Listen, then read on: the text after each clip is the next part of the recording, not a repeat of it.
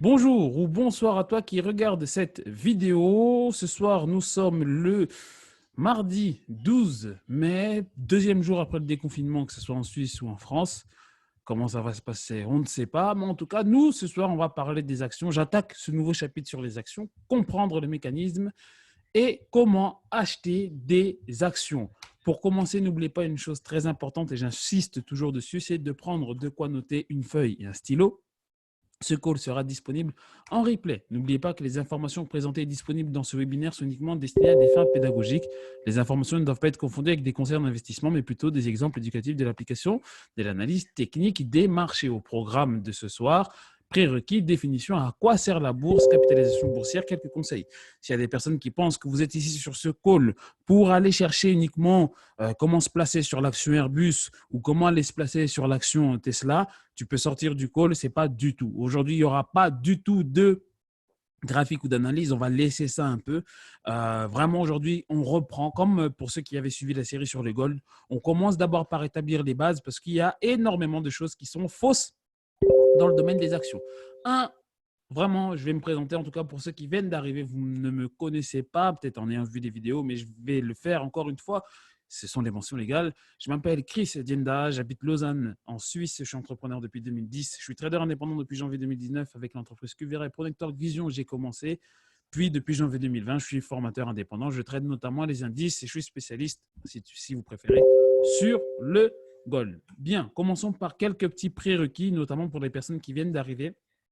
Voilà, moi, je trade notamment avec les applications MT4 et ou MT5. J'utilise notamment moi la stratégie d'apprentissage via le compte démo et aussi j'utilise Telegram. Donc voilà, Telegram, tout le monde utilise, mais je vous recommande vraiment d'utiliser la stratégie via le compte démo parce que je me rends compte encore une fois qu'il y a pas mal de personnes qui n'utilisent pas le compte démo, prennent mes positions directement sans forcément les comprendre. N'hésitez pas. Alors, le compte démo, il y a deux façons. Il y a le compte démo sur TradingView, donc vous faites votre analyse et vous posez un achat ou une vente. Ou la deuxième façon, c'est vous avez un compte démo. Et au passage, pour ceux qui sont chez Admiral Market, vous avez le compte démo en illimité, pas comme chez Vantage qui s'arrête au bout de 30 jours. Des fois, c'est vrai que ça peut être intéressant d'avoir tout simplement votre compte démo sur une durée déterminée pour vous faire entrevoir des gains. Donc, c'est aussi la raison pour laquelle j'aime en tout cas ce broker. C'est un lien que je partage. D'ailleurs, je vais en profiter pour le partager de suite pour les personnes qui n'ont pas ou qui souhaiteraient tout simplement ouvrir un compte chez Admiral Market. Juste, je vous le retransfère. Notamment, c'est pas grave, je fais comme ça. Hop, ici. Et voilà, je vous mets juste le lien comme ça, je ne mets pas de texte. En tout cas, vous savez, pour les personnes qui ont un lien chez Admiral Market. Et n'oubliez pas de vous mettre en régulation ASIC, ASIC, pour pouvoir avoir un effet de levier important. L'autre chose, en tout cas, je vous recommande de regarder toutes ces vidéos-là que vous avez déjà, puisqu'on est sur une nouvelle série, il n'y a pas de pré-call pour pouvoir le comprendre. Bien, comprendre les actions. Est-ce que vous êtes avec moi? Merci Nicolas pour le lien. Est-ce que vous êtes avec moi ou pas? Du coup,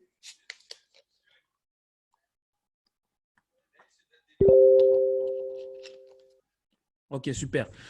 On va commencer d'abord. Première question. Mais acheter des actions, ça veut dire quoi? Qu'est-ce que ça veut dire? On entend tout le temps, ouais, je vais acheter des actions, ouais, je vends du Tesla, je sers du Tesla, moi j'ai du Airbus, moi j'ai acheté du Google, moi j'ai un portefeuille Netflix. Qu'est-ce que ça veut dire acheter des actions? Acheter des parts dans le capital d'une société, acheter une part d'une entreprise, prendre au capital d'une société, c'est-à-dire investir dans une société, c'est-à-dire vous êtes déjà beaucoup trop loin. Parce que je suppose que si je commence à vous poser des questions, c'est quoi un capital, c'est quoi une part sociale, ça va être bizarre. Parier sur la croissance d'une société ou l'inverse, encore moins. Faites simple. Je vous le dis toujours en trading. C'est toujours simple. Non, non plus. C'est beaucoup. Non plus. Non plus. Ah, une part du gâteau. Ouais. Acheter des actions, c'est devenir actionnaire, les amis.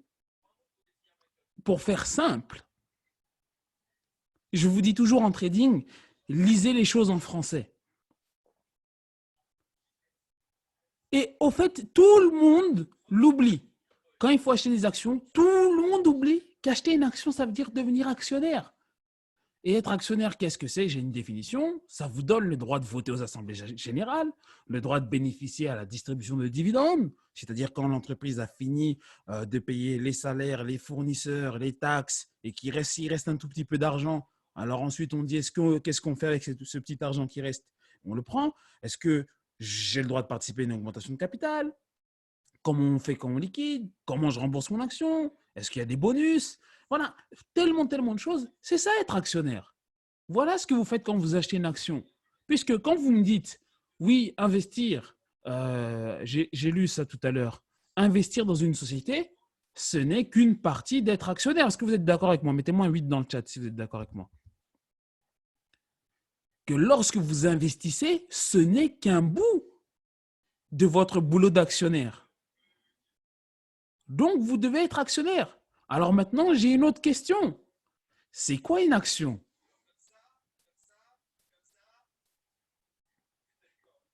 Qu'est-ce que c'est une action? On entend comme ça tout le temps, ouais, acheter des actions. D'accord, ok, on est actionnaire. Mais acheter une action, c'est quoi? Une société en bourse? Faux. Détenir une part d'une société, soyez plus précis. Détenir des parts dans le capital d'une société, soyez encore plus précis. Une part sociale, voilà. Là, j'ai tous les mots. Faites maintenant la bonne phrase. J'ai tous les mots.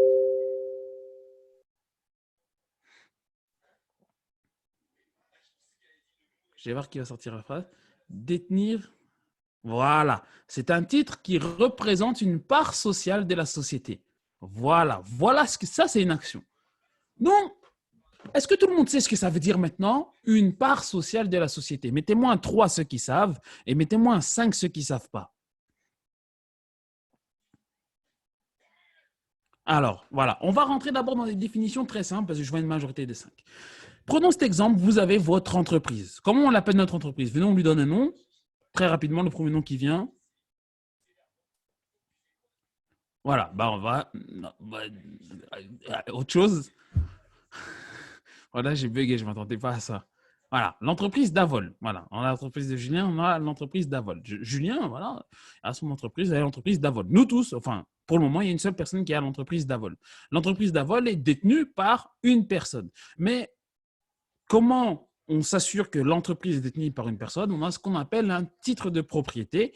Et ce titre de propriété, tout simplement, vous met en lien avec l'entreprise, puisque l'entreprise, pour les personnes qui ne le savent pas, l'entreprise est une personne morale à part qui peut être elle-même, par exemple, être condamnée juridiquement, mais qui n'est pas en lien avec vous parce que vous êtes une personne propre, une personne physique. L'entreprise est considérée elle-même comme une personne. Est-ce que déjà jusque-là, ça c'est clair? Est-ce que cette notion est claire que l'entreprise est une personne à part entière et cette personne est contrôlée par un être humain, faisons simple pour le moment, et il y a un titre de propriété qui fait tout simplement acte que vous êtes propriétaire de l'entreprise. Notamment pour ceux qui ont déjà créé une entreprise, c'est ce qu'on appelle les statuts. Ça va faire partie de ça ou de la, en France on appelle ça le RCS, registre du commerce, ou CABIS pour les Français. Toutes ces choses-là, ces documents sont des titres de propriété. Donc, vous êtes actionnaire de votre entreprise, mais est-ce que ça existe des entreprises, il manque un S, avec une seule action? Dites-moi dans le chat. Est-ce que ça existe? Est-ce que techniquement, ça pourrait exister? Techniquement, en effet, ça pourrait exister une entreprise avec une seule action. Ça pourrait, mais je vais vous expliquer pourquoi ce n'est pas le cas, parce qu'en fait, toutes les entreprises, ça n'existe pas en fait une entreprise avec une seule action. Pourquoi? Comme je vous ai dit tout à l'heure, prenons le cas d'une SARL, donc d'une société à responsabilité limitée. C'est un type de société parmi les nombreuses SA, SAS, EIRL, EI, enfin bref, je parle pour les sociétés françaises, pour la Suisse, je ne connais pas. Mais en gros, dedans, quand vous créez votre société, vous avez ce qu'on appelle un capital. Et vous allez lier votre nombre d'actions avec votre capital. Mais est-ce que déjà, dans le cas d'une SARL, en effet, Walid, il faut 2 personnes. Un peu toi et ton frère, dans l'entreprise d'Avol, On prend par exemple Julien et Walid. Voilà, ils ont décidé de créer l'entreprise. Bien entendu, dans une SARL, il y a des parts. Mais je ne suis pas là pour donner un cours de type d'entreprise, mais prenons juste l'exemple d'une SARL parce que c'est un peu le plus simple pour comprendre d'abord le mécanisme de l'action. Le nombre d'actions, en fait, il est limité à votre capital. Mais encore une fois, je reviens. Est-ce que vous savez ce que c'est un capital? Mettez-moi un 3 dans le chat si vous savez. Mettez-moi un 5 si vous ne savez pas ce que ça veut dire un capital.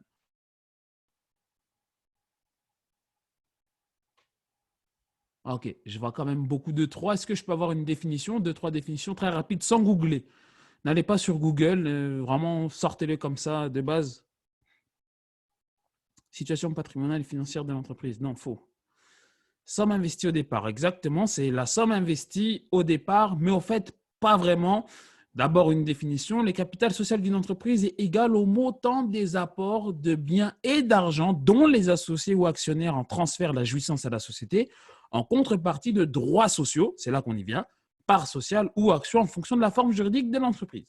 En gros, tout à l'heure, on avait Walid et Julien de l'entreprise Davol. Eh bien, tout simplement, Julien apporte, par exemple, 10 000 euros en cash, en numéraire. Non, Walid apporte 10 000 euros, mais il les apporte en nature. Donc, c'est par exemple, ça peut être un véhicule, ça peut être des machines, et ça fait un capital de 20 000 euros. Voilà ce qui a servi pour la constitution de l'entreprise. Walid et Julien le prennent et le donnent à l'entreprise parce que c'est une personne, et eux, en contrepartie, ils récupèrent des parts sociales. C'est ce que vous avez dans la notion dans l'inconscient collectif. J'ai 50% d'une entreprise. Dans ce cas-là, Walid et Julien ont apporté 10 000 euros, soit 50% du capital total de l'entreprise, et donc vous êtes propriétaire. Léo, les capitaux étrangers en banque, ça rentre beaucoup plus après. La notion simple. Restons dans les notions simples. Est-ce que déjà tout le monde comprend ce que je suis en train de dire? Parce que, encore une fois, je vois beaucoup de gens parler de ouais, le capital, mais en fait, généralement, les gens ne savent pas ce que ça veut dire. Donc, est-ce que déjà cette définition du capital, c'est clair? Est-ce qu'il y en a déjà qui n'avaient pas ces notions-là et par les exemples que j'ai donnés, ça vous permet de mieux comprendre? On peut avoir aussi un capital après qui n'est pas forcément équilibré. J'apporte 10 000 euros en cash. Donc, Walid apporte 10 000 euros en cash et Julien apporte 5 000 euros en cash. Le capital total de l'entreprise est de 15 000 euros. 10 000 euros, 66,66% appartient à Julien, 33,33% appartient à Walid. Mais à partir de votre capital, vous allez définir le nombre d'actions. Mais vous devez savoir que votre nombre d'actions, il est arbitraire. Pourquoi je dis ça? Parce que lorsque vous créez votre entreprise, on a ce qu'on appelle les statuts de l'entreprise. Et dans les statuts de l'entreprise, vous allez déterminer une chose, c'est en combien de parts vous allez diviser votre capital. Pour le même capital de 10 000 euros, on peut le diviser en 5 parts. Chaque action vaut 2 000 euros. Pour un capital divisible en 5 000 parts, chaque action vaut 2 000 euros. Et divisible en 500 000 parts, chaque action vaut 0,2 centimes d'euros. Mais, au fait, pourquoi je ferais ça? Est-ce qu'il y a quelqu'un qui a une idée de pourquoi, au moment de la création de l'entreprise, on fait ça, dans les statuts?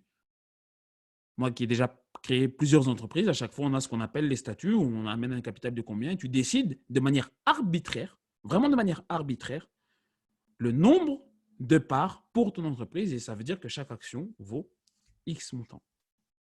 Pour apporter une sécurité à l'entreprise, non. Le nombre de personnes associées dans le type de projet à mener, Aurélien pousse à cette réflexion, le nombre de personnes pour éviter qu'une seule personne détienne tout. Dans le cas d'une EIRL, tu détiens 100%. Dans le cas d'une SARL, on peut faire 2 parts, par exemple, pour pouvoir avoir… Alors, Brahim, avoir plusieurs actionnaires, ça veut dire quoi?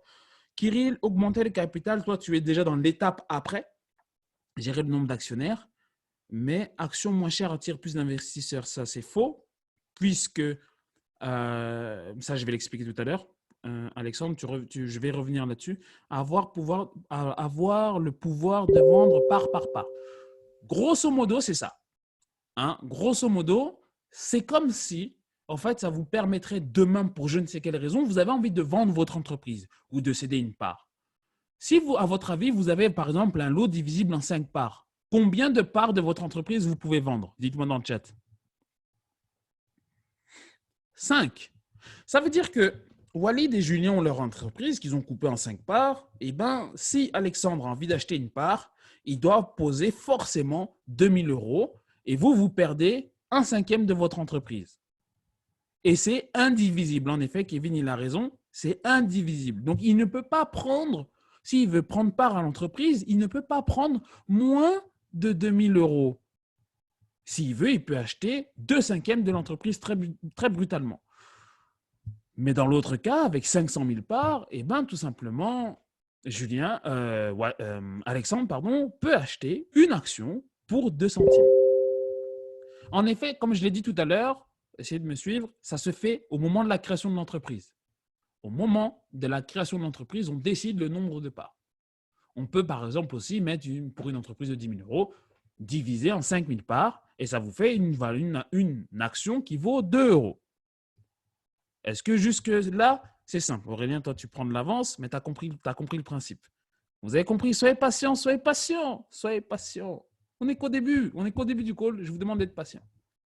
Mais on peut avoir par exemple une valeur à 2 euros. Ça veut dire que si Alexandre a envie d'investir 2000 euros dans l'entreprise, eh ben, tout simplement, il va acheter le nombre de parts nécessaires pour arriver à 2000 euros. Mais s'il veut acheter que pour 2 euros, eh ben, tout simplement, on ne le force pas. J'aurai un exemple tout à l'heure qui va vous permettre de le comprendre, mais revenons à notre schéma qu'on avait tout à l'heure. On a notre entreprise et notre titre de propriété. Mais en fait, notre titre de propriété, je vais le changer par ce qu'on appelle un gâteau. Et en fait, votre gâteau, il a tout simplement la possibilité d'être coupé comme vous avez envie. C'est comme si, par exemple, demain, je décide de manger une pizza à la maison. En fait, si j'ai envie, je la mange en une part ou je la coupe en 2 parts, en 3 parts, en 4 parts. Mais en fait, si je veux, je peux la couper en 25 parts. Et bien entendu, si quelqu'un vient à la maison ou a envie de goûter un bout, je lui dis, voilà, tu peux prendre une part, mais si tu as envie de manger un quart de la pizza, il te faut plusieurs parts de pizza. Et on peut décider de vendre une partie comme j'ai dit tout à l'heure, de notre gâteau. Mais pourquoi j'aurais l'intérêt de vendre tout simplement des actions de mon entreprise? Pourquoi je ferais ça? Pourquoi j'aurais envie de vendre des actions de mon entreprise? Augmentation de capital. Quand je fais une augmentation de capital, je ne vends pas des parts. L'augmentation de capital, on en parlera tout à l'heure. Pour avoir, pas forcément des problèmes financiers, mais c'est pour avoir de la liquidité ou pour avoir des financements. Et dans le cas catastrophique, c'est dans le cas, comme tu dis, Brahim, de problèmes financiers, je vais avoir besoin de vendre des parts pour avoir de la trésorerie, les liquidités. Et prenons, comme je vous ai dit tout à l'heure, je crois que c'est Aurélien qui a dit, mais est-ce que je ne peux pas bouger mon nombre d'actions? Bien entendu, le nombre d'actions, il est complètement évolutif puisqu'il est arbitraire. Par exemple, le 6 juin 2014, Tim Cook, donc une action Apple, donc dièse AAPL, Apple, on verra après sur les prochains calls les acronymes pour les retenir. Une action Apple valait 647 $. Mais vous comprenez bien qu'une entreprise comme Apple, si elle a envie de récolter de l'argent, il faut que les gens puissent venir mettre de l'argent dedans. Mais quand une action vaut 647 $, dites-moi dans le chat, est-ce que ça vous paraît élevé ou pas? Mettez-moi un E pour élevé, mettez-moi un P pour pas trop cher. Ça veut dire que si tu veux rentrer chez Apple, au minimum du minimum, tu dois rentrer à 647 $. OK. En fait, Tim Cook, ce qu'il a fait, il a décidé, le 6 juin 2014, de découper son action par 7. Ça veut dire tout simplement que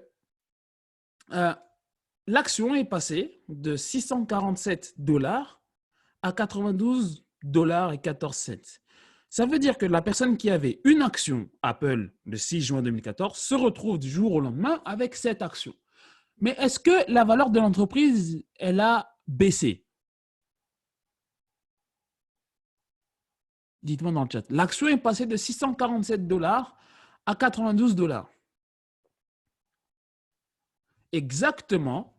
Aucun impact sur la valeur de AAPL, puisque la valeur de l'entreprise, c'est la somme totale de toutes les actions, puisqu'il y a toujours autant de capital.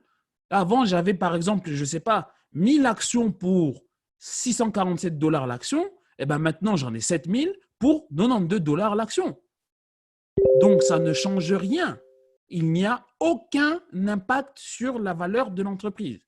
Par contre, la seule chose que ça permet à monsieur tout le monde de rentrer à 92 $ pour acheter une action. Ça veut dire que si au lieu d'acheter un pantalon chez Zara ou un pantalon Levi's, tu te dis, bah, en fait, moi, j'aimerais bien prendre une action Apple, eh bien, c'est possible. Pourquoi? Comme on l'a dit tout à l'heure, c'est indivisible. Ça ne change vraiment rien à l'entreprise. C'est une écriture comptable. C'est une écriture comptable. Ça vous permet tout simplement. Dites-moi dans le chat, est-ce que pour vous, ça vous paraît plus accessible d'acheter une action Apple à 92 $ alors que l'entreprise vaut exactement la même chose que d'acheter une action à 647 $? En fait, c'est comme si vous avez votre gâteau et que vous dites aux personnes, bah, en fait, tu peux prendre qu'une part qui coûte 647 $. Et que c'est comme certaines personnes vous diront, oui, mais moi, en fait, j'ai pas envie de manger, moi, pour 647 $. Moi, j'aimerais bien, voilà. Mais par contre, c'est vrai que si l'action coûte 100 balles, bah, c'est comme si tu as ta part de gâteau qui était énorme comme ça, bah, elle devient petite. Et puis, si toi, tu as la capacité financière de prendre 647 $, tu achètes cette action. Est-ce que tout le monde comprend bien déjà le principe jusque-là?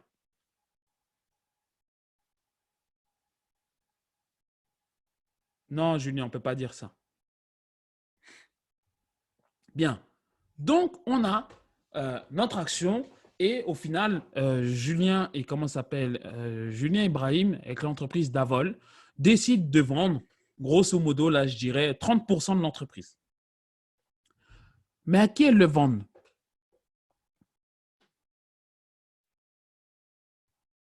À qui elles le vendent? Oui, c'est vrai, c'est pour attirer plus d'investisseurs. Non, non, Julien et Walid gardent toujours l'entreprise, mais décident de manière conjointe, sur les 100% qu'ils vendent, de vendre chacun 30% et au total, ça fait 30%. Il y en a qui connaissent, je vois vraiment qui connaissent un peu. Le marché primaire, on viendra après, mais c'est exactement ça. Mais c'est qui le marché primaire? Ce n'est pas la bourse, le marché primaire. Ce n'est pas vraiment le peuple. Ce sont des investisseurs, ce n'est pas la banque, ce sont des… Vous avez déjà entendu parler des business angels? Les business angels, par exemple, quand vous faites une entreprise, notamment une start-up, ce sont des gens qui ont plein d'argent, qui ne savent pas trop quoi en faire et qui vont mettre de l'argent dans votre boîte. Et vous, ça vous permet de récupérer des liquidités. Un fonds d'investissement ou un investisseur privé. Par exemple, je peux avoir Antoine qui est au courant de votre entreprise marche vraiment bien lors de la première année. Et Antoine se dit, ben, pourquoi pas, je vous achète votre entreprise. Est-ce que c'est interdit qu'un investisseur privé, que monsieur tout le monde, achète des parts d'une entreprise? Dites-moi dans le chat. Non. Antoine devient, dans notre scénario, il devient actionnaire de la société, mais en venant poser des actions, eh ben, tout simplement, il va apporter des liquidités, il va apporter du cash dans l'entreprise. Et du coup, l'entreprise, ça lui permet de prendre cet argent, de le mettre sur les marchés, pas sur les marchés, de le mettre dans son domaine d'activité, d'acheter des nouvelles machines, d'investir dans de la publicité, etc., etc., et j'en passe. Vous comprenez le principe. Ça veut dire que, par exemple, lors de la première année, ben, félicitations, en tout cas, Julien et Brahim, votre entreprise était cotée à 10 000 euros. Et dans la première année, vous êtes passé à 100 000 euros. Et bien, on a Antoine qui était très intéressé et il s'est dit, ben, moi, je vais vous libérer 30% de la valeur de l'entreprise. Donc, du coup, il libère combien? Dans le chat, dites-moi. L'entreprise vend 100 000, il achète 30%, il amène 30 000 euros dans les caisses de l'entreprise. Julien et Walid restent toujours propriétaires à 70% de l'entreprise. Julien et Aurélien a mis, par exemple, 30%, 30 000 balles dans les caches de l'entreprise. Pourquoi? Et ça permet à une entreprise de se développer. Une entreprise se développe. J'aimerais qu'on se concentre. Essayez vraiment de me laisser parce que le cours est fait d'une certaine manière. Donc, que tout le monde se concentre. Et donc, ça permet d'apporter 30 000 balles dans l'entreprise, de se développer, ça permet d'embaucher des personnes, ça permet d'aller chercher des brevets, ça permet d'aller acheter des machines, ça permet d'aller chercher encore plus. Et au fait, on arrive à l'année 2 et votre entreprise, encore une fois, on est sur des cas spéculatifs, mais c'est pour que vous compreniez bien l'idée, on arrive sur une entreprise qui vaut 1 million d'euros. Mais au fait, ces 1 million d'euros-là ont été possibles grâce à Aurélien qui est venu injecter, l'entreprise marchait bien, mais l'entreprise, il est venu injecter 30 000 euros. Bon, au final, l'entreprise vaut 1 million d'euros. Donc, au final, Walid et Brahim et Julien ont vendu leur entreprise pour 30% pour une valeur de 30 000 euros. Mais au fait, un an plus tard, ils possèdent 700 000 euros d'une entreprise. Dites-moi dans le chat, est-ce que vous préférez obtenir 100% de 100% de 100 000 euros ou vous préférez avoir une entreprise et avoir 700 000 euros d'une entreprise qui vaut 1 million d'euros? Dites-moi dans le chat. Mettez-moi 70 si vous préférez le 2 ou mettez-moi 100 si vous préférez le premier cas. Moi, pour ma part, je préfère avoir 70% d'une entreprise qui vaut 1 million d'euros plutôt que 100% d'une entreprise qui vaut 100 000 euros. Bien. Maintenant qu'on arrive à l'année 2, eh ben, Aurélien se dit, moi, tu sais, j'ai investi 30 000 balles. Et moi, j'ai investi 30 000 balles. Aujourd'hui, mon 30 000 balles vaut 300 000 balles. Et moi, j'aimerais récupérer tout de suite les 30 000 balles que j'ai investies. Est-ce qu'il y a quelque chose qui interdit à Aurélien de vendre parmi les 30% de parts qu'il avait? Non. Aurélien peut vendre 10% de la valeur de ses actions à hauteur qui valent aujourd'hui 30 000 euros et il récupère l'argent qu'il a gardé. Et en fait, il garde 90% de ce qu'il a investi. En gros, il reste actionnaire à 27%. Si, mais tu as le droit de le vendre. Les statuts n'ont fait que le droit, et ça va dépendre maintenant de la structure de la société et de comment les statuts sont faits. Je prends le cas où, bien entendu, où c'est libre de le faire dans une entreprise. C'est vrai qu'une SARL, c'est très réglementé et ça dépend à des entreprises où, par exemple, on ne peut pas vendre comme ça à la volée. Mais prenons le fonctionnement simple, le fonctionnement général. Je parle toujours en général et je fais beaucoup de raccourcis pour que tout le monde puisse comprendre. Mais en effet, Émilie, tu as raison. Après, ça va dépendre des statuts et de comment on fait. Mais il y a des entreprises où clairement, vous pouvez rentrer comme ça et vous pouvez sortir comme ça. Donc, sur les 30% que Julien a, il décide de vendre 10% de son capital, soit 3% de la valeur totale de l'entreprise. Et du coup, il reste quand même actionnaire avec une valeur de 300 000 moins 30 moins 7, 270 000 euros, 27%. 3% sont partis. En gros, il avait les parts ici. Non, je suis allé trop vite. Il avait ses parts. Donc, regardez mon gâteau ici. Il avait ici 30% de l'entreprise et il a décidé de vendre une partie et il a vendu à Kirill. Kirill est rentré dans la compagnie parce qu'il a confiance. Il voit que sur 2 années, on est passé de 10 000 euros à 1 million d'euros. Donc, le gars se dit, voilà, moi, j'aimerais bien avoir 3% de l'entreprise et il a vendu ici. Est-ce que maintenant, il y a aussi quelque chose qui empêche les fondateurs, Brahim et Julien, de vendre une part supplémentaire de leur entreprise? Non. Ils peuvent décider, la part en rouge, de vendre tout simplement la partie ici, mais ils ne sont pas bêtes. Ils décident tout simplement de garder plus de 50% de la valeur de l'entreprise. Je fais une pause parce que je sais que là, c'est technique. J'ai parlé de beaucoup de choses. Est-ce que tout le monde arrive un peu à bien comprendre, en fait, c'est quoi une action? Vous voyez, hein, on parle toujours d'une action en bourse. L'action en bourse, en fait, c'est le dernier étage. C'est vraiment le dernier étage. Vous devez, si vous voulez faire de l'argent sur les actions, vous devez comprendre ce mécanisme-là. Est-ce que c'est clair pour tout le monde? Dites-moi que je puisse avancer.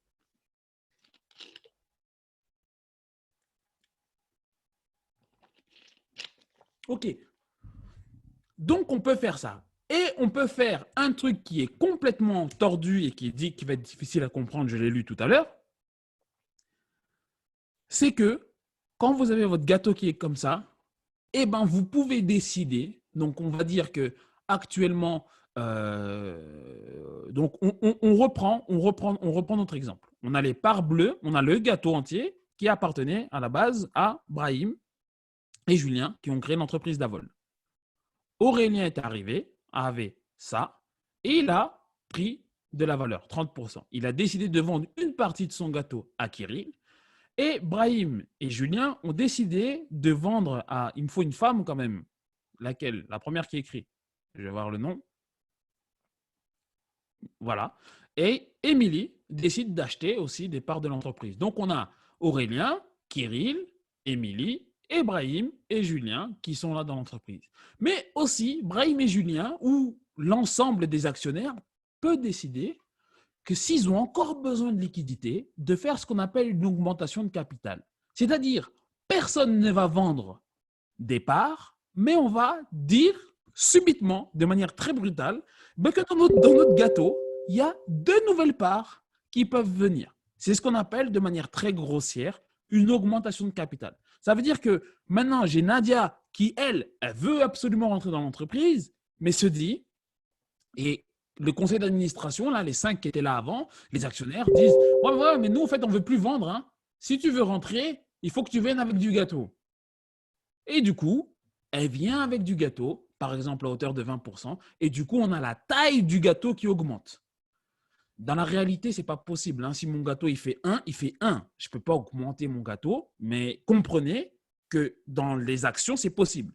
Ça, c'est ce qu'on appelle une augmentation de capital. C'est-à-dire que dans mon gâteau, je viens, je rajoute des parts et on considère que le nouveau gâteau, c'est mon gâteau. Est-ce que ça, c'est clair pour tout le monde? Cette notion d'augmentation de capital. Donc, moi, j'aime bien prendre… Mon père me l'a expliqué avec l'exemple du gâteau. Je pense que c'est quelque chose qui parle assez bien. Mettez-moi un G si vous avez envie de manger du gâteau aussi ou pas. Ou si l'exemple du gâteau, ça vous parle. Ah, ok, super. C'est top. C'est top. C'est vraiment top. Si déjà vous avez compris ce principe-là des actions, vous avez fait très simplement le travail. Par quel procédé on rajoute des actions? Je pense que tu veux dire par quel procédé on fait une augmentation de capital. Attention, il faut utiliser des termes justes. On rajoute des actions, tout simplement, je fais comme Tim Cook, je divise les parts déjà possibles. Je pense que tu veux dire par quel procédé j'ajoute des actions. Je viens de l'expliquer, mais je le redis. Nadia, qui a très envie d'avoir sa part de l'entreprise, et chez lesquels les actionnaires, c'est-à-dire Brahim, Julien, Aurélien, Kirill et Émilie, ont tous décidé de dire oui, mais nous, on ne veut pas vendre maintenant. On ne veut pas vendre nos parts. Parce que peut-être ils se rendent compte que l'entreprise a besoin de liquidité pure. Donc, ce qu'ils font, ils décident d'ouvrir le capital. Donc, on appelle ça une ouverture, une augmentation. Ils décident d'ouvrir le capital. Bien entendu, il y a des procédures un peu à faire au registre du commerce. Il faut changer les statuts. Voilà, dire qu'on avait un capital de autant en temps de parts et qu'on décide d'ajouter des parts. C'est vraiment la notion de gâteau. Voilà, c'est procédurier, mais ça se fait. Bien sûr, ça se fait fréquemment. Fréquemment, notamment quand tu es dans ce cadre ici. Quand tu es dans ce cadre-là, moi, si je suis multimillionnaire, j'entends qu'il y a une petite boîte qui traîne. Comme j'ai dit, Nadia, elle a entendu parler de l'entreprise d'Avoile, elle a 2 millions d'euros et il faut qu'elle rentre. Il faut qu'elle rentre. Et les actionnaires, ils disent, mais non, tu ne peux pas. Sauf si tu fais une augmentation de capital. Exactement. Nadia décide d'apporter 20 000 euros. Eh ben, ça redéfinit le nombre de parts de base, puisque le nombre de parts de base de l'entreprise était de 100%. On passe par exemple à un capital de 120%. Donc, le capital global et le nombre de parts de l'entreprise. Exactement, c'est vraiment ça. Oui, ils peuvent refuser l'augmentation de capital, mais à partir du moment où les actionnaires décident de faire une augmentation de capital, pourquoi ils la refusent? Ils peuvent, par exemple, choisir à qui ils l'accordent. Par exemple, toi, Alexandre, tu peux te pointer et puis ils vont dire pour X ou Y raison, tu n'es pas éligible. Et Nadia est éligible. Mais Brahim a bien dit, le gâteau grossit. C'est vraiment, il faut garder l'idée que le gâteau grossit. Mais le plus important que vous devez comprendre, c'est qu'avec tout ce que je vous ai raconté là, votre entreprise, elle n'est pas cotée en bourse. Hein.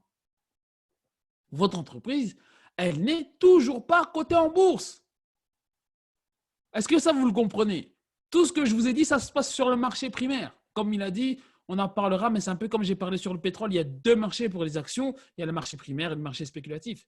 Mais en gros, sur le marché primaire. Est-ce que ça, c'est clair pour tout le monde, vraiment? Cette notion d'action, là, on finit le chapitre, on va passer sur la deuxième partie. Est-ce que c'est vraiment… Mettez-moi un C, un clair, non, mettez-moi des flammes. Voilà, si vous avez vraiment appris quelque chose et si c'est clair pour tout le monde, j'aimerais bien voir dans le chat un C ou une flamme, peu importe. Voilà. Est-ce que ce chapitre-là est vraiment clair pour tout le monde? Ok, super. Kirill, j'ai vu que tu as posé une question. Si tu peux juste la reposer, parce qu'elle a fui avec tous les messages. avant que je passe, peut-être c'est dans le prochain chapitre, augmenter le nombre d'actions aura une conséquence et de subir une baisse sur le prix de l'action sur le court terme. Non, Kirill, pas du tout. Ça ne change pas la valeur de… En fait, tout le monde sait que la valeur de l'entreprise, elle ne modifie pas et tout le monde est au courant quand, par exemple, Apple, je reprends, mais quand, par exemple, Apple est passé de 647 dollars ici à 92 dollars, tout le monde est au courant de ça. Tout le monde sait qu'Apple va découper. Donc, en fait, ton entreprise, elle n'a pas chuté de valeur. Est-ce que vous êtes d'accord avec moi? L'entreprise, elle n'a pas chuté de valeur. On l'a juste rendue plus accessible. Est-ce que si ton gâteau au total te coûte 1000 euros, que tu le divises en 4 ou en 32, ça change la valeur de ton gâteau? Dites-moi dans le chat. Non. Juste, ça permet, il vaut toujours 1000 euros, mais ça permet à plus de personnes de… Exactement, Kevin, ça change le prix de la part. C'est le prix de l'action qui change. Alors, à quoi sert la bourse? À quoi ça sert la bourse? Officialiser quoi? Rencontrer les gens, à côté les grosses entreprises. Vous y êtes presque. Augmenter le nombre de personnes. Julien, j'aimerais que tu pousses un peu plus qu'officialiser. Ce n'est pas officialiser. Faciliter les échanges d'actions. En effet, la bourse, ça permet de simplifier, de réguler et de mettre à disposition et à la possibilité, permettre à tout le monde d'acheter ou de vendre ces fameuses actions. Vous savez, quand on est ici, là, les business angels, fonds d'investissement, généralement, l'entreprise, vous ne la connaissez pas. Vrai ou faux, dites-moi. Quand vous avez des investisseurs privés qui rentrent, tout ça. Par exemple, Uber. Uber, si aujourd'hui vous voulez rentrer, vous devez uniquement acheter les actions. Mais Uber, depuis le temps que ça existe, vous aurez pu rentrer il y a extrêmement longtemps. Si seulement vous aviez eu l'information, si vous aviez par exemple une banque d'affaires, si par exemple vous aviez par exemple un portefeuille d'actions d'une personne qui sait qu'elle est placée dans les business angels. Est-ce que vous comprenez ce que je veux dire par là? Et en fait, la bourse, ça permet de mettre à disposition et ça permet à tout le monde maintenant, vous particulier comme entreprise, comme trader, comme spéculateur et comme tu veux, d'acheter et de vendre l'entreprise. Et j'ai un exemple très simple. Au fait, la bourse, c'est juste comme le Bon Coin, Anibis ou eBay. Quand vous mettez votre voiture sur le Bon Coin ou Anibis pour les Suisses, ben, vous dites tout simplement sur le marché de l'occasion de la voiture, vous dites, ma voiture est en vente. Mais est-ce que si votre entreprise, j'existe exactement, est-ce que si votre voiture est en vente sur le Bon Coin, ça vous empêche de la vendre à votre frère ou de la vendre à votre voisin? Dites-moi dans le chat. Non, bien sûr que non. Ça veut dire que même une entreprise, quand elle est cotée en bourse, vous pouvez toujours vendre des actions de bouche à oreille. Mais la bourse, ça permet tout simplement de réguler et ça permet aussi d'apporter encore plus de plus-value et plus d'expertise. Reprenons encore une fois. Alors, oui, ça permet de faire ça dans un premier temps, mais dans un deuxième temps, ça permet aussi de se faire, ça permet de se faire connaître, ou ça permet d'aller beaucoup plus loin, ou ça permet en tout cas de permettre à beaucoup plus de personnes. Ça peut permettre par exemple à un investisseur X, le prochain nom qui sort sera un investisseur qui… Non, mais pareil, toi, tu as déjà ta boîte. Qui veut être investisseur? Ah, Walid. Walid, par exemple, il est voilà, c'est un investisseur, c'est un entrepreneur, il a de la réussite. Et puis, Aurélien, tu as déjà des parts, toi. Et Walid n'a jamais entendu parler de Davol parce que voilà, il n'y a jamais eu un article, il n'y a jamais ci, il n'y a jamais ça. Et par contre, bah, il apprend, comme tu regarde BFS Business, on dit oui, l'entreprise Davol qui va coter à Euronext aujourd'hui. C'est une super entreprise, ça fait 2 ans qu'on en parle. Elle a été financée par la célèbre investisseuse Émilie qui réussit en Guadeloupe. On a en même temps Kiri, l'entrepreneur macédonien. Vous comprenez l'idée? Voilà. Et là, tu te rends compte, tu te dis, voilà. Et là, voilà, tu te dis, wow, il y a déjà du monde. Ils sont venus poser, ils sont venus poser des sous. Et ça fonctionne. Et moi, je vais y aller. Mais toi, peut-être, tu n'as pas envie de rentrer en contact avec le conseil d'administration et tout ce que tu veux. Bon, en fait, tu passes par la bourse. Voilà à quoi ça sert la bourse.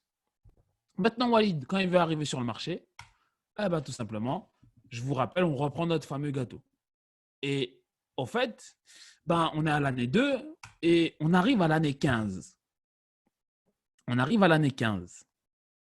À l'année 15, l'entreprise vaut maintenant 100 millions d'euros, 15 ans après. Et vous n'avez toujours pas fait d'investissement en bourse. J'aimerais que les actionnaires à qui j'ai donné des rôles, Walid, tu n'as pas acheté encore de part, mais mettez-moi un A, uniquement les 5 personnes qui ont des actions dans l'exemple. Donc, Brahim, voilà, Émilie, Kirill, Aurélien et Julien. Il m'en manque une qui ne suit pas, bien entendu. Merci. J'avais dit de mettre un A. Voilà, donc toutes ces personnes-là, félicitations, votre entreprise, elle vaut 100 millions d'euros. Je ne sais pas si vous vous rendez compte, mais je pense que c'est quand même le gros jackpot pour un peu tout le monde. Surtout pour Julien et pour Brahim. Ils sont partis à 10 000 balles 15 ans après. Franchement, Aurélien, pour 30 000 balles, voilà. Et même Émilie, je crois que normalement, ou Nadia, je crois qu'elle est rentrée à peu près pour pas loin de 20% de l'entreprise qui valait 100 millions. Donc, Nadia, elle est rentrée pour 20 millions. Vous comprenez l'importance d'investir au bon moment dans cet exemple-là. Sauf que l'entreprise, aujourd'hui, elle vaut 100 millions. Et vous, si vous êtes là, vous avez besoin de liquidité. Vous avez besoin de liquidité, l'entreprise, elle vaut 100 millions. Donc, à votre avis, votre besoin de liquidité, il s'exprime en quoi? Il s'exprime en dizaines, en centaines, en milliers, en millions. Votre besoin de liquidité, c'est vrai qu'il s'exprime en millions. Et vous avez besoin de 10 millions d'euros. Et comment vous pouvez trouver vos 10 millions d'euros? Dites-moi dans le chat.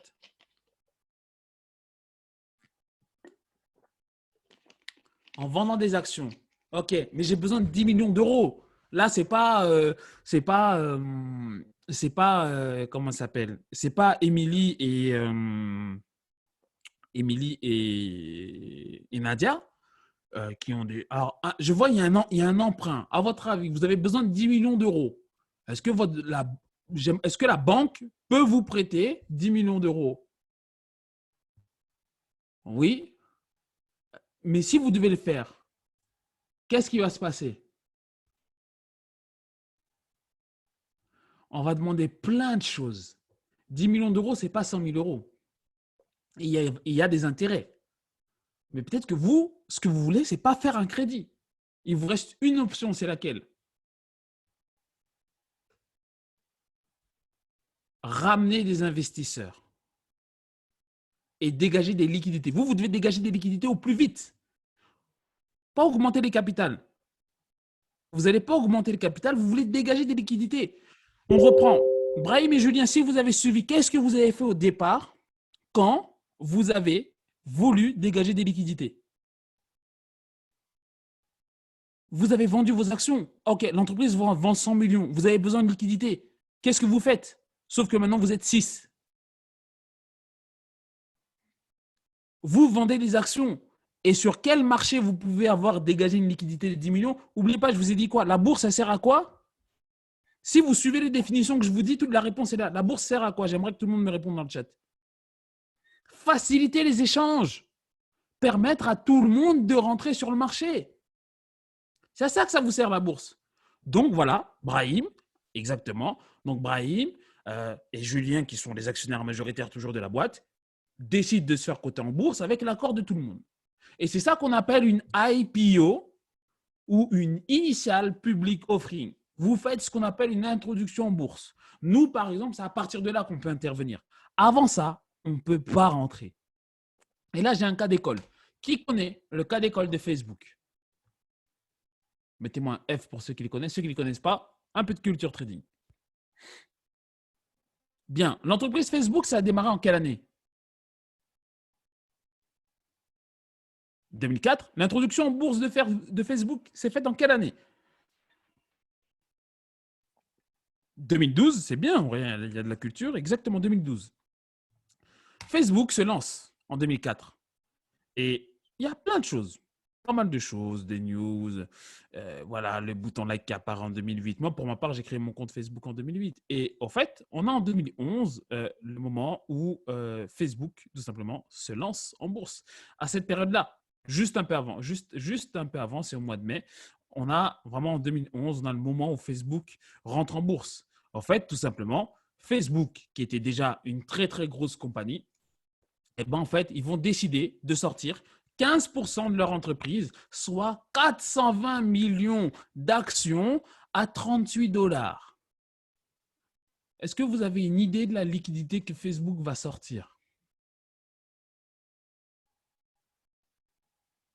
Dites-moi un chiffre dans le chat, si certains savent. Allez pas sur Google, j'aimerais vraiment qu'on reste tous ensemble. La liquidité que l'action de Facebook va sortir. Mettez des chiffres. OK, 4 milliards. Les autres, 1,2 milliard. Les autres, 5 milliards, 5 milliards, 10 milliards, 12 milliards, 3 milliards, 8 milliards, 15 milliards. On y est presque. Kirill, toi, tu es allé sur Google. Je vous avais dit de ne pas aller sur Google. Facebook va sortir 16 milliards. C'est un peu plus que ça. 16 milliards. Hein? C'est quand même le jackpot, hein, les amis. Parce que si c'est jackpot, mettez-moi JP. JP. JP. JP. C'est quand même le jackpot quand même. Tu as ton entreprise qui fonctionne bien, qui prend de la valeur, et vous faites la capitalisation boursière et vous récoltez 16 milliards de liquidités. Si toi-même, tu avais investi 1 million d'euros dans la boîte et que vous avez vendu que 15%, vous récoltez 16 milliards, les amis. Moi, je ne sais pas, hein, mais mon million d'euros, il est remboursé. Hein. Et en plus de ça, je garde mes actions. 16 milliards. Ça veut dire que tous les actionnaires, ils ont eu à se partager 16 milliards. Je ne sais pas si vous vous rendez compte. On n'a pas dit 16 000 euros, on n'a pas dit 17 000 euros, 160 000 euros, pas 16 millions, 16 milliards. Les mecs, ils se sont partagés 16 milliards. La suite, on la connaît. Facebook qui devient public, lancement d'un site. Après, ils ont acheté WhatsApp. Après, ils ont acheté Instagram. Et la suite, on la connaît. Vrai ou faux? On a vu après l'acquisition, mais regardez, vous avez une liquidité de 16 milliards. C'est pour ça qu'ils ont acheté WhatsApp. Ils ont acheté Instagram pour devenir les numéros 1. Bon, c'est quand qu'il y a une startup à la Facebook pour investir dedans? C'est ça les vraies questions qu'il faut se poser. Voilà la puissance des actions. Ça n'a rien à voir avec tous les autres marchés qu'on a l'habitude de manipuler, le forex, les matières premières. Ça n'a rien à voir. Rien à voir. Est-ce que vous comprenez que ça n'a rien à voir? Et c'est la plus grande IPO de la bulle Internet qui s'est jamais produite dans l'histoire de la finance. Même l'introduction en bourse de Google, c'était 1,67 milliard. Facebook a sorti 16 milliards. Donc bien, on reprend notre exemple de la bourse avec nos petits dessins ici. On avait besoin de 10 millions d'euros pour notre petite entreprise hein, qui commence à peser. On avait besoin de 10 millions d'euros.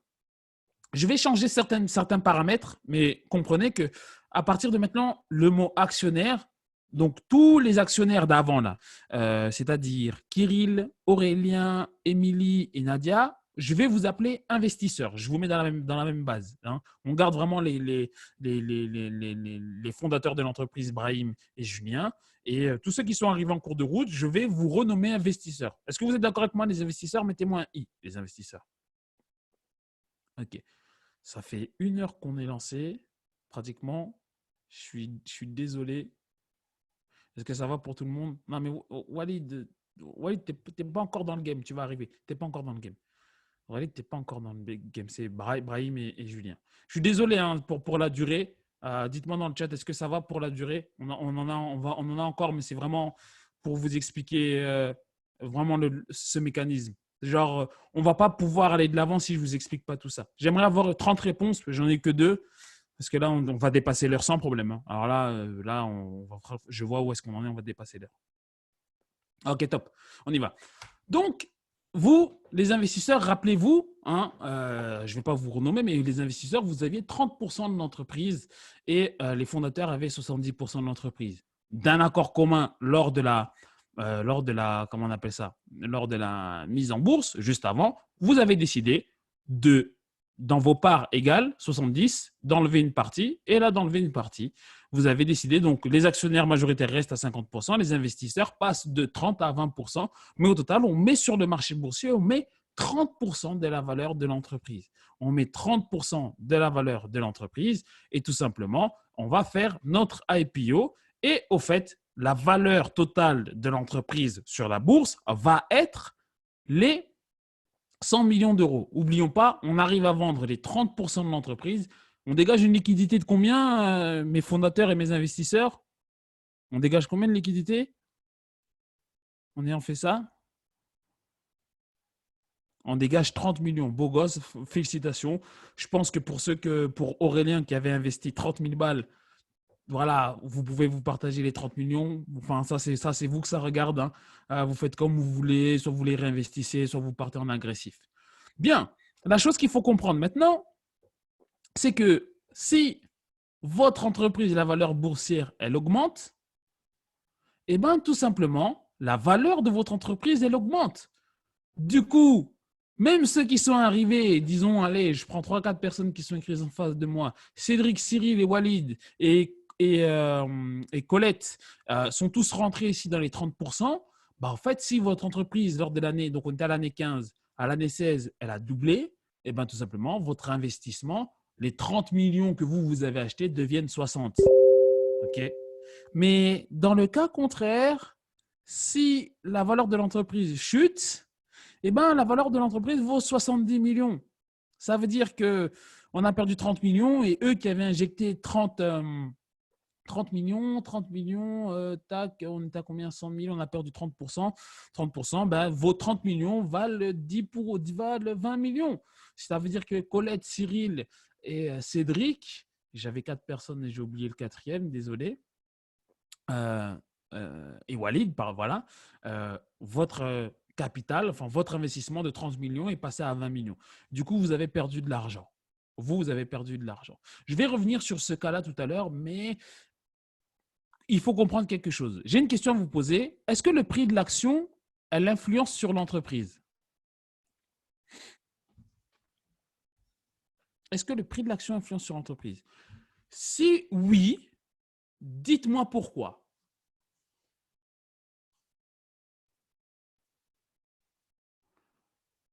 Parce que c'est le capital. Est-ce que c'est vrai ça?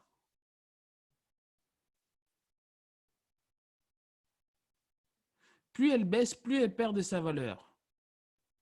Oui, mais ce n'est pas vrai ça. On augmente le capital. On reprend les définitions que je vous ai données. Quand on a fait une entrée en bourse, est-ce qu'on a augmenté le capital de l'entreprise? Non. Pourquoi vous me parlez d'augmentation de capital?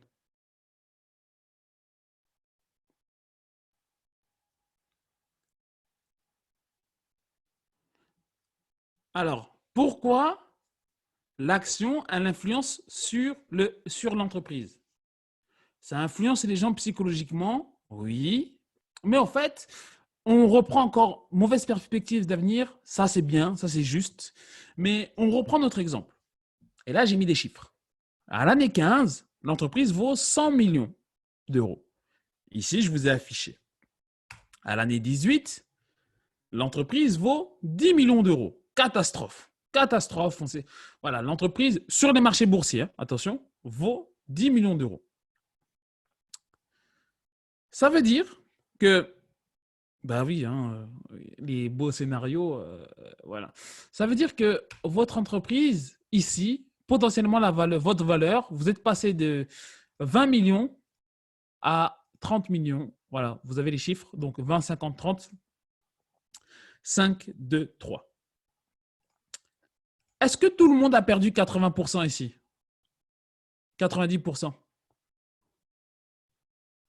Vous êtes vraiment sûr de ça? Que tout le monde a perdu 90%?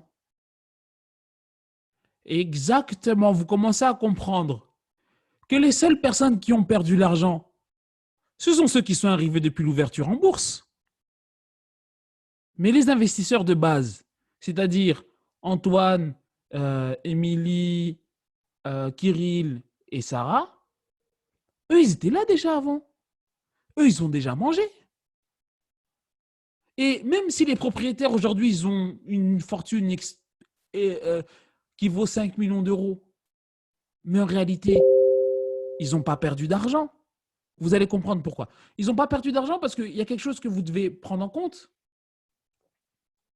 La société, elle a des machines, elle a des brevets, elle a des immeubles, elle a des voitures. Et si votre entreprise, à l'année 25, elle vaut zéro, est-ce que vos voitures, vos immeubles et vos machines et vos brevets valent zéro? Non. Donc, vous commencez à comprendre que quand une action vaut zéro, ça ne veut pas dire que l'entreprise vaut zéro, puisqu'elle a un paquet d'immobilisation et un paquet d'actifs qui ont, eux, de la valeur. Mais ça va avoir une action sur quelque chose. Et en fait, là, c'est là qu'on revient à la base de devenir actionnaire. Et ça, je vous l'ai dit au tout début. Parce que les actionnaires, et c'est pour ça qu'ils sont ensemble maintenant, pas avec les fondateurs.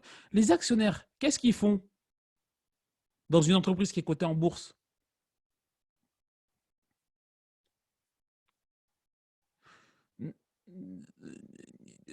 Par rapport à l'entreprise directement, sortez des marchés boursiers, par rapport à l'entreprise directement. Ils ont un pouvoir dans l'entreprise. Je vous ai donné la définition, c'était le premier mot.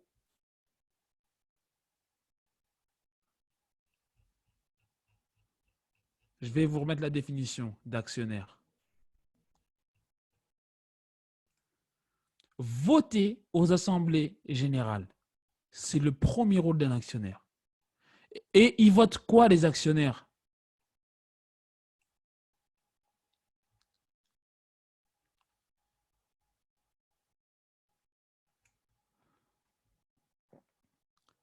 Vous avez une idée? Allez pas sur Google. Trompez-vous, c'est pas grave, au moins vous aurez fait l'investissement. Ils votent les investissements et les ventes. Non, ça c'est le rôle de quelqu'un d'autre. Le plan, c'est-à-dire, merci, ils votent le conseil d'administration. Et le conseil d'administration, qu'est-ce qu'il fait? Le conseil d'administration nomme le PDG ou le DG. Et en fait, c'est ce que vous avez ici. Donc, en fait, vous avez votre entreprise ici. Vous avez le conseil d'administration qui va choisir les dirigeants. Et les dirigeants vont piloter les employés. Donc, en fait, quand vous êtes actionnaire, en fait, c'est vous les vrais patrons. Parce que vous êtes au-dessus de tout ça. Vous faites l'élection du conseil d'administration. Est-ce que vous comprenez ou pas la puissance que c'est d'être un actionnaire? La puissance d'être un actionnaire.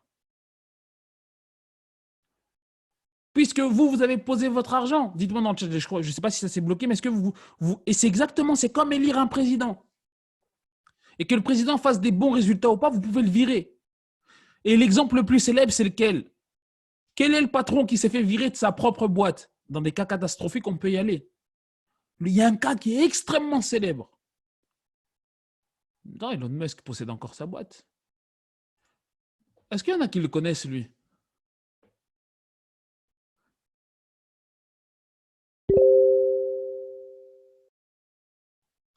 Steve Jobs. Si vous ne saviez pas, c'est le fondateur d'Apple qui a été viré de sa propre boîte et en l'an 2000, ils l'ont rappelé en catastrophe. Juste avant 2000, en 97, je crois.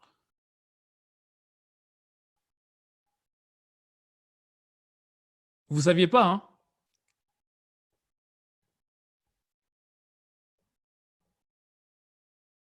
Steve Jobs a perdu sa boîte. Si vous regardez le film sur Steve Jobs, il y a une magnifique scène où ça montre en plein conseil d'administration comment le mec perd sa boîte. Et ils vont tellement être en catastrophe que voilà. Oui, mais c'est que lorsque votre action, vous faites rentrer des actionnaires, bah vous avez un conseil d'administration qui est le PDG et on peut se faire virer. Alors, ça ne veut pas dire que Steve Jobs avait perdu ses parts. Juste, il avait perdu son entreprise. Et c'est ce monsieur-là, là, en plus, hein, qui va le faire sortir de sa propre boîte. Donc, c'est le danger lorsque vous avez une entreprise qui va fortement prendre de la valeur, qui, voilà, c'est le cas le plus célèbre, ou par exemple, je crois, j'ai vu tout à l'heure le nom là aussi là, du monsieur là, Weinstein, là, celui qui violait les, voilà, condamné de manière sexuelle. Je crois pour son entreprise, il s'est fait virer par les actionnaires. Voilà. Donc, le gars a toujours ses actions. Tout ça. Ça fait partie, c'est obligatoire.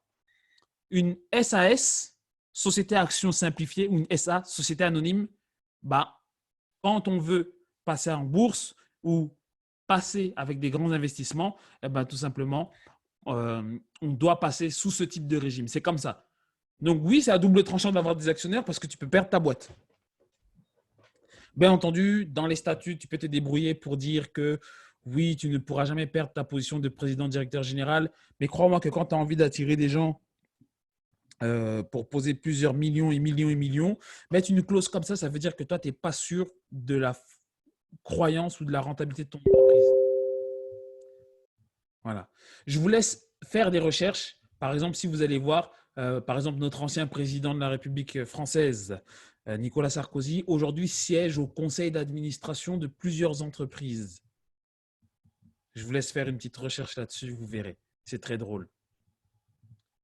Bien. Est-ce que tout le monde a un peu bien compris ce mécanisme d'action? Il reste encore un tout petit peu. On va passer sur les capitalisations boursières. Juste, on va approfondir un tout petit peu cette chose-là. Et bien entendu, quand vous êtes au conseil d'administration d'une entreprise, ici, hein, on a des fois ce qu'on appelle, je ne rentre pas dans les détails parce que ça devient très compliqué, mais on a ce qu'on appelle, vous avez déjà entendu par exemple des PDG qui ont des stock options. Ben, c'est-à-dire que le conseil d'administration, quand ils vont élire un PDG, ils vont lui donner un pourcentage pour être sûr que le mec, il ne fasse pas la zizanie. Voilà, on te donne des parts. Si tu perces bien, eh ben, tu auras des parts. Voilà. Et généralement, des fois, quand le mec est viré, c'est ce qu'on appelle le parachute doré. Donc, il prend ses salaires et il vend ses actions. C'est comme ça que vous avez des grands PDG qui partent des fois de boîtes en difficulté. Les mecs se font virer et les mecs partent avec des millions. Avec tous, comprenez juste tout ce que je vous ai expliqué là. Je pense que quand vous entendrez la prochaine fois un PDG nommé ou quelqu'un qui se barre avec un parachute doré, donc stock option, vous penserez à mon call. Bien, comprendre la capitalisation boursière. Est-ce que j'ai encore tout le monde avec moi? On va taper les 1h30, je suis vraiment désolé.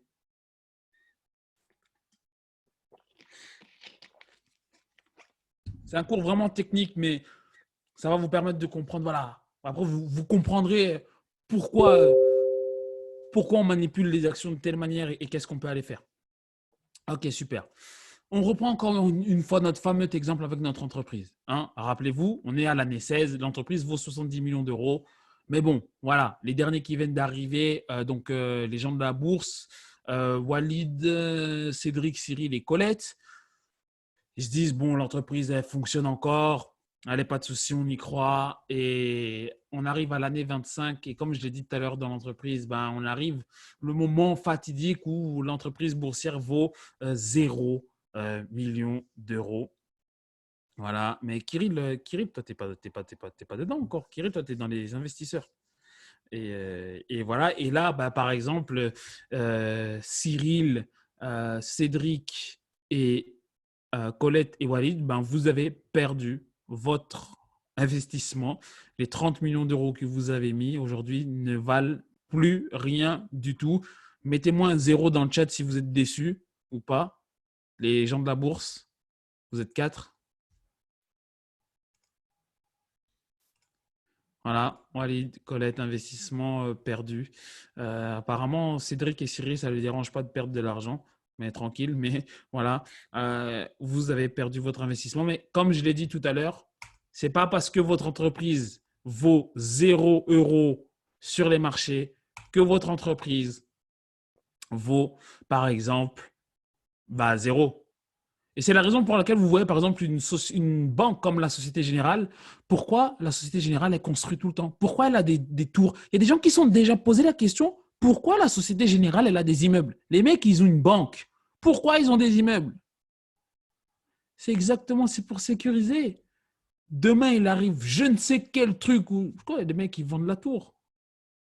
Ils vendent les tours, parce que je crois qu'ils ont 3 tours, G1, G2, G3. Exactement. Et toutes les entreprises font ça. Toutes les entreprises cotées en bourse vont garder ce qu'on appelle un investissement palpable, un investissement qui est physique. comme un brevet, comme des machines, comme des voitures. C'est pour ça que j'ai mis une flotte de voitures. Une entreprise, ça ne vaut pas rien. C'est la raison pour laquelle, quand une entreprise arrive en défaut de paiement, on fait ce qu'on appelle une liquidation judiciaire. On liquide les actifs de l'entreprise que vous voyez, et ce n'est qu'un exemple non exhaustif. On liquide ces actifs pour dégager des fonds. Si l'entreprise coule, est-ce qu'ils vendent? Ça dépend encore une fois.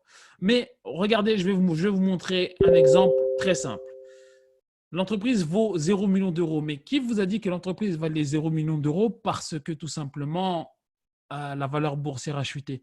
Il arrive quelquefois que juste certaines personnes, n'oubliez pas ici, à l'année 16,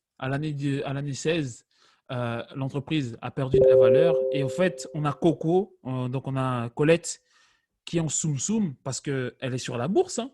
Elle a posé son argent. Et Colette, en fait, à la 24e année, décide, sur les 30% qu'elle avait, décide subitement de vendre la moitié de ses actions. Qu'est-ce qui se passe? En fait, on a la même chose que sur les marchés pétroliers, comme je vous ai expliqué. On est sur le marché secondaire. Ça veut dire que si, brutalement, j'ai une grosse offre qui arrive, qu'est-ce qui se passe?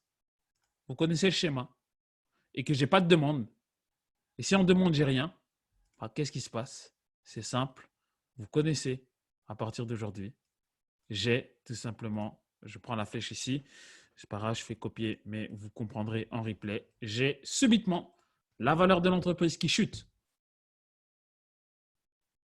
Or que ça n'a rien à voir avec les résultats. Colette, elle en avait peut-être juste marre d'avoir son argent. N'est-ce pas, Colette? Dis-nous dans le chat, tu en avais marre juste d'avoir autant d'argent et tu avais envie d'investir ton argent à côté. Je sais pas, tu avais envie de partir, je sais pas, d'investir chez Boeing ou ailleurs. Voilà. Voilà, elle voulait investir ailleurs. Et du jour au lendemain, elle a vendu. Donc, l'offre a subitement augmenté, mais il n'y a pas de demande. Donc, l'action chute. Mais ça ne veut pas dire que… Est-ce que l'entreprise vaut zéro? J'insiste vraiment bien là-dessus. Est-ce que ça veut dire que l'entreprise vaut zéro? J'ai un super exemple pour vous. L'action Air France vaut 4 euros et quelques actuellement. Est-ce que vous pensez que si l'action Air France vaut zéro, tous les avions d'Air France, les Airbus 318, 319, 320, 321, 330, 340, Boeing 747, non, ils n'en ont plus, A380, 777, est-ce que tous ces avions, ça vaut rien du tout? Il y en a pour des milliards en avions là. Donc, comprenez que la capitalisation boursière d'une entreprise n'est pas forcément synonyme de la valeur de l'entreprise. Et au fait, c'est indépendant des résultats pour ce que je viens de vous expliquer. Et gardez vraiment ça toujours à l'esprit. Mais ça ne veut pas dire non plus que si vous avez une entreprise qui chute, que ça veut dire que ça se passe bien. Si on prend le cas de Boeing, par exemple, Boeing, ils ont plein de problèmes. Ils ont un avion qui ne se vend pas, 737 MAX, qui ne se vend pas à cause des problèmes parce qu'il se crache, plus la crise du coronavirus. Donc, ce n'est pas à lire de manière sine qua non, mais il faut toujours avoir du recul dessus. Est-ce que cette notion est très, très, très, très claire pour tout le monde? Ce n'est pas parce que voilà, Verpiano, c'est un cas à part. Verpiano, c'est le cas où l'entreprise, voilà, côté en bourse vaut zéro, mais il y a toutes les machines de Verpiano, tout ça, ça vaut encore. Donc, l'entreprise ne vaut pas rien, mais l'action boursière vaut rien. Et les principaux perdants sont ceux qui sont rentrés depuis la cotation en bourse. Mais peut-être les propriétaires, eux, ils ne sont pas encore trop perdants. J'ai eu que 3 oui. Est-ce que sur les 33 personnes qui sont là, vous pouvez vraiment me dire que vous avez vraiment compris que la cotation d'une entreprise n'est pas forcément représentative de la valeur de l'entreprise? Vous devriez, ça va être votre leitmotiv. Ce n'est pas parce que, et prenez l'exemple d'Air France, ce n'est pas parce que l'action Air France vaut 4 euros que ça veut dire que si demain elle vaut zéro, ben sinon, comme Kevin il a dit, moi j'achète un avion, je le mets à la maison. Je ne sais pas. Hein. Un Airbus en occasion, pour une entreprise en pleine santé, ça vaut entre 9, ça vaut 4, non, 9, ça vaut 80, un 320, un petit courrier. Sur le marché de l'occasion, ça se vend entre 10 et 20. Donc voilà. Oui, ça peut représenter l'engouement. Par exemple, tu prends une boîte comme GoPro, ça représente l'engouement. Il y a à peu près 4 ou 5 années, GoPro, tu voyais ça partout. Aujourd'hui, GoPro, les mecs, ils sortent la GH8, on s'en fout. Je regarde même plus les vidéos GoPro, je suis plus abonné au compte GoPro. Et allez voir l'action GoPro, vous verrez. Voilà. Et peut-être que Tesla, on est un peu dans la même chose. Vous savez, la hype du moment. Hein, Tesla, c'est bien en ce moment, tu vois. C'est électrique, c'est bien, c'est Elon Musk, c'est la Lune, c'est Mars. Voilà, petit conseil de bourse gratuit que je vous ai donné aujourd'hui. Bien, reprenons. Encore une fois, et on va terminer le call là-dessus, sur le CAC 40. Le CAC 40, qui veut dire cotation automatisée. Et hop, et voilà, j'ai un trou. Qui veut dire les 40 capitalisations boursières. Mais je crois que c'est cotation. J'ai oublié CAC 40. Quelqu'un s'en rappelle? Cotation assistée. Ouais. Alors là, le trou que j'ai. Cotation assurée en continu? Je pense. Cotation assistée en continu, je pense. Cotation assistée en continu. J'avais déjà CA, j'avais pas le troisième C. Cotation assistée en continu, 40. Ça représente les 40 capitalisations boursières françaises les plus fortes selon des paramètres.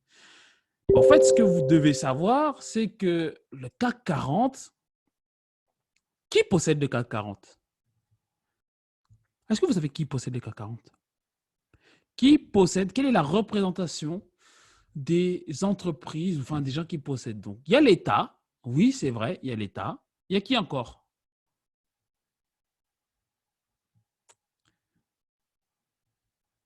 Il y a... Mais non. Mais, mais non. Mais non, pas du tout. Pas du tout. Allez, on y va. Vous avez l'État français qui possède 6% des entreprises. 6% des actions du CAC 40 sont possédées par l'État. Donc déjà, l'État n'est pas l'actionnaire majoritaire du CAC 40. On a 9%, ce sont les entreprises. Ce sont des entreprises qui achètent des actions, qui possèdent des actions. Par exemple, je vais dire une bêtise, mais c'est quand l'action est achetée au nom de l'entreprise. J'ai vu un nom sortir. Non, ça compte pas encore. Ça, là, on n'y est pas. Là, on reste dans les entreprises. Les entreprises, donc on a des entreprises en nom propre, donc les personnes morales. Quand tu as l'entreprise Davol, par exemple, qui décide, notre fameuse entreprise Davol, qui décide d'acheter des actions Renault, Air France et j'en passe des meilleurs, c'est l'entreprise Davol qui accepte, qui achète. Est-ce que vous êtes d'accord avec moi?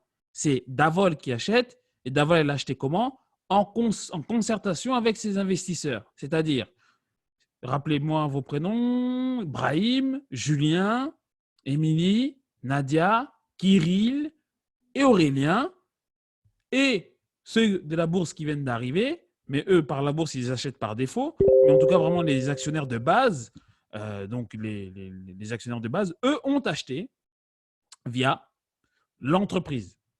Mais c'est l'entreprise qui possède les actions. Est-ce que ça, c'est clair pour tout le monde? Une entreprise, une personne morale peut posséder des actions. On a ce qu'on appelle les grandes familles. Famille Bouygues, famille Bettencourt, famille Wendel, par exemple. Ces grandes familles, en nom propre, via des fonds immobiliers, par exemple, achètent directement des actions parmi toutes les actions du CAC 40. On a ce qu'on appelle des fonds souverains, mais la plus grande partie, c'est qui, les amis? Vous ne me l'avez pas dit?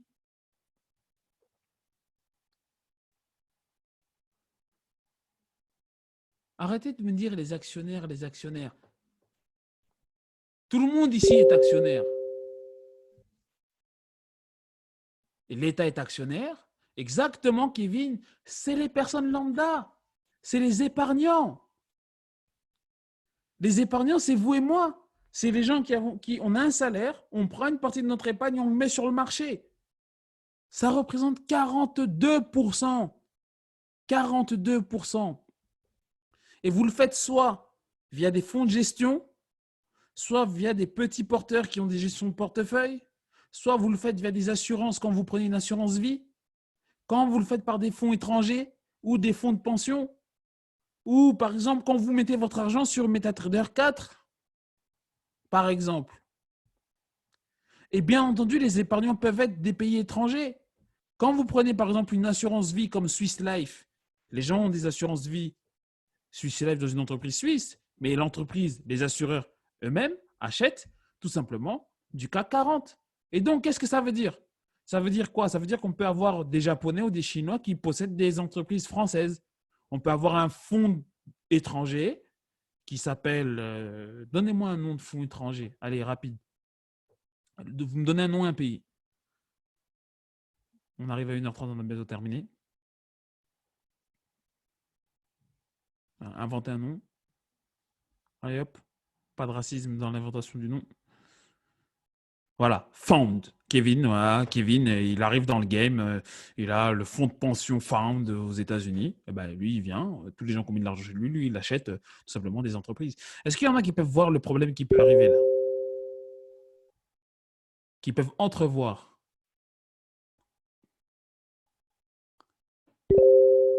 Pas la bulle. Comment on appelle ça quand tu dis c'est l'étranger? Le CAC 40 n'appartient plus à la France. Ça porte un terme, ça.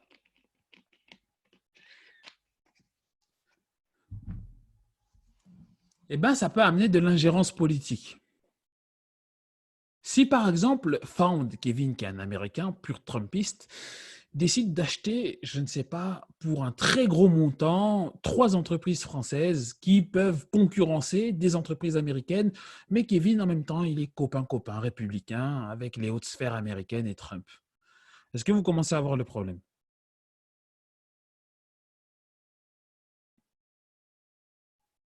Ce n'est qu'un exemple. Et il manque encore une partie, c'est 37% qui sont inconnus. C'est tous les volumes journaliers où les actions passent d'une entreprise à une autre. Je ne rentre pas dans les détails, c'est très compliqué, mais c'est vraiment ce que vous devez comprendre. Et en fait, que tout ça, toutes ces personnes-là, et principalement nous les épargnants, en fait, on pense qu'on n'a pas le pouvoir, mais au fait, si, on a le pouvoir, mais on ne fait pas forcément le poids face à une banque. Mais on a le pouvoir. Si on rentre tous en excès, c'est ce qui s'est passé sur le VTI, si on rentre tous sur un domaine en spéculant que ça va monter, ben on peut déstabiliser la balance. Et ce sont les chiffres de 2013, hein, mais c'est pour vous donner une idée. Donc, tout simplement, les capitalisations boursières, ben, c'est limité à ça. Il reste encore des slides, mais ça partira sur le prochain call. Je vais juste finir très rapidement là-dessus. C'est que pour les actions, il faut vraiment comprendre une chose, c'est que comme pour le pétrole, on a 2 marchés, un marché physique et un marché, donc je résume, et un marché spéculatif. Le marché physique, eh ben, c'est tout simplement, on a les premiers investisseurs qui sont arrivés. Voilà, Aurélien, Kirill, Nadia et Émilie. Voilà, et on a les marchés spéculatifs où on a Colette, Cyril, Cédric et Walid qui sont arrivés. Donc voilà, c'est vraiment ce que je voulais vous dire. Tout ce qui reste dans le call, ben, malheureusement, ça ira sur le deuxième call. Vous inquiétez pas, pas de souci. Je fais le nécessaire. J'espère en tout cas que ce call, en tout cas, vous aura fortement aidé à comprendre maintenant ce que c'est qu'une action. Je pense que vous le savez. Et je vais juste finir rapidement sur cette chose-là. Le secret pour gagner en bourse, ce n'est pas d'avoir raison, mais de gagner même si vous vous trompez plus d'une fois sur 2. Ça veut dire que même dans les actions, vous allez vous tromper. Ça, c'est très, très, très important à comprendre. Que même sur les actions, vous allez vous tromper. Mais reprenez l'exemple que je vous ai donné. Si vous arrivez au bon moment, si vous êtes dans le bon Facebook et si vous avez les bonnes informations, alors ça devrait être bon pour vous.